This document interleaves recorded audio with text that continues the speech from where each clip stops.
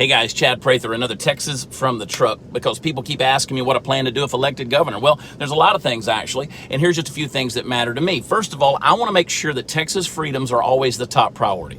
I will fight every moment of every day to guarantee that lives and livelihoods will not be lost because of government interference or involvement. Let's talk about the budget.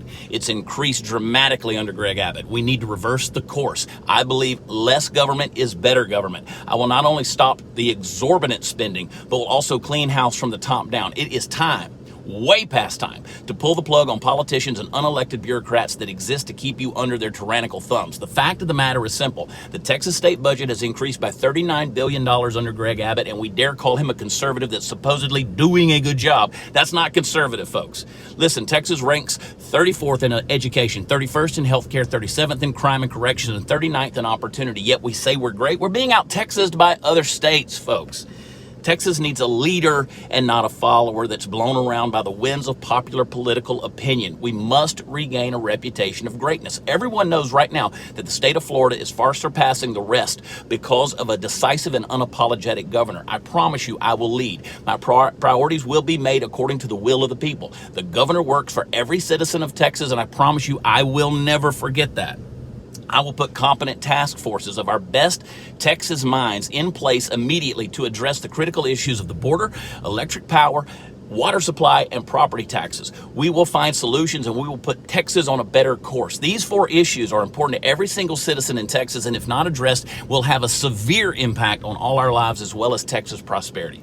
When it comes to the border, I will work to complete a border wall while equipping law enforcement to detect, deter, detain, deport, and defend. And also, we will hold the federal government accountable to what they do that affects our state. I'll serve the state of Texas with common sense. I bet I could think of several things off the top of my head. For instance, we will not allow biological males to compete against females. We'll not pander to the ideals of radicalized groups. We'll not force vaccines or require vaccine passports. We will protect our children from the confusion-driven demand of gender modification. We'll not allow critical race theory to have any place in our school systems. We'll fight for school choice. We will allow teachers to be educators rather than standardized test trainers. We will fight for medical freedom and parental rights. We will defund cities that defund the police. We will not spend taxpayer dollars on contact tracing. We will fight for your rights as humans, regardless of race, gender, or persuasion, while not pandering to the ideologies that want to politicize them.